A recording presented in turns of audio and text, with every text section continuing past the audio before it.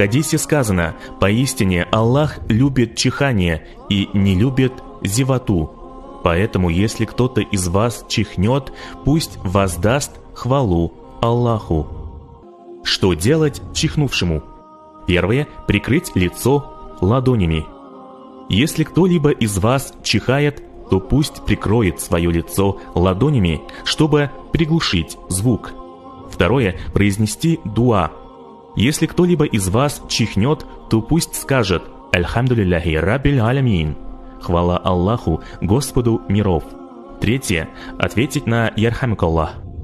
А он пусть им ответит «Яхдикумуллах ва юслиху балякум» – да поведет вас Аллах прямым путем и приведет в порядок ваши дела.